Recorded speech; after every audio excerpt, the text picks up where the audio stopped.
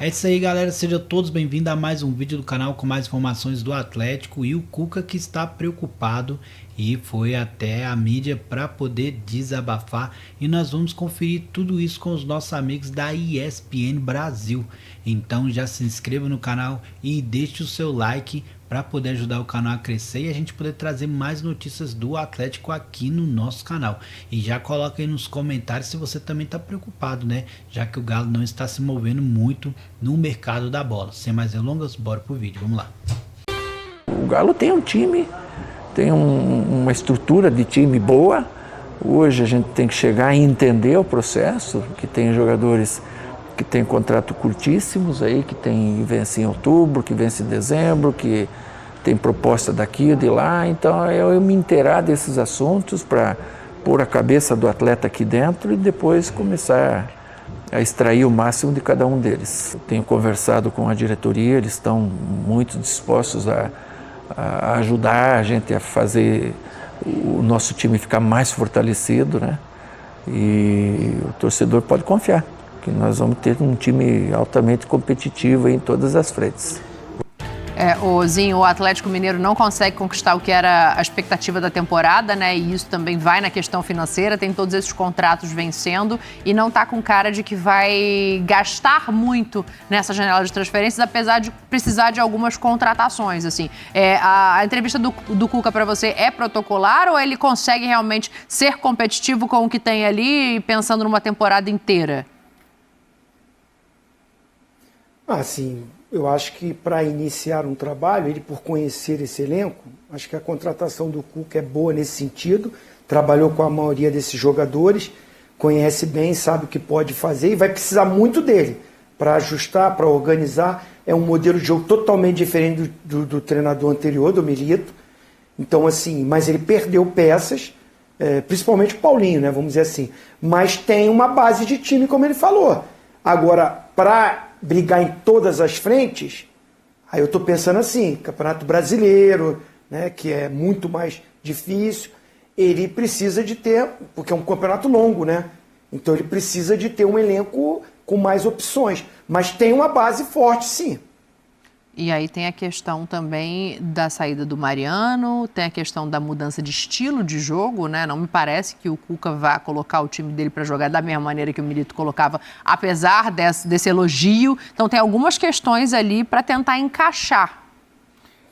Eu também acho que o Cuca, do ponto de vista de capacidade para treinar time, é uma belíssima escolha do Atlético, não se discute. E vai depender mais do técnico nessa temporada, acho que do que nas passadas, se a gente olhar para o elenco, sobretudo para a perda do Paulinho. Eu acho que assim, a gente outro dia no Linha de Passe ficou discutindo ao Cruzeiro, todas as contratações, tá? Eu falei, tá bom, vamos fazer o seguinte, vamos pôr as telas dos times do Cruzeiro e do Atlético, aqueles tais 22, hoje, e vamos tentar fazer uma comparação. Não acho hoje ainda o Cruzeiro melhor do que o Atlético. Sobretudo porque ainda não contratou o Fabrício Bruno, por exemplo. Porque tem esse problema na defesa que o Atlético não tem. É claro que o Paulinho precisa ser reposto.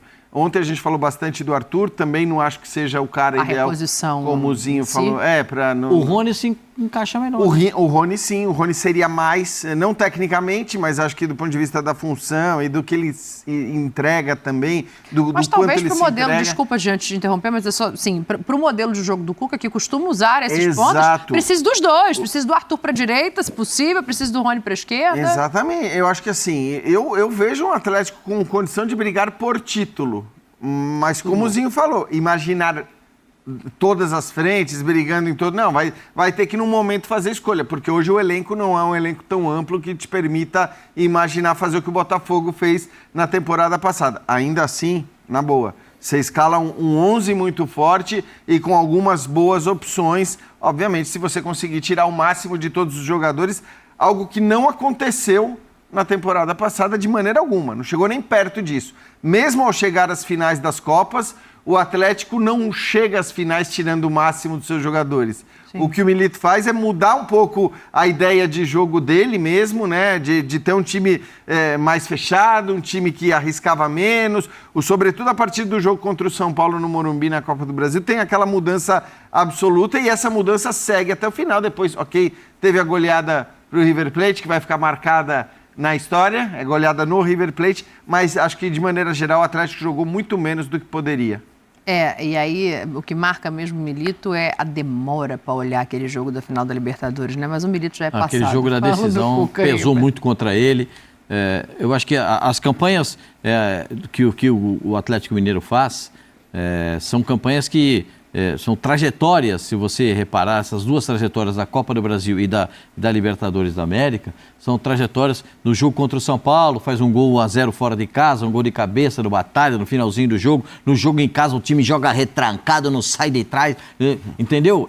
A gente tem que entender todo esse processo. Sim. E acho que isso acabou minando também o trabalho do Milito, que o time vai a 2 finais e não ganha as finais, porque não tinha processos. Como disse ali o que ele tem que entender, qual é o processo do Atlético? Vai gastar alguma coisa para contratar alguns jogadores? Não vamos gastar, esse é um processo.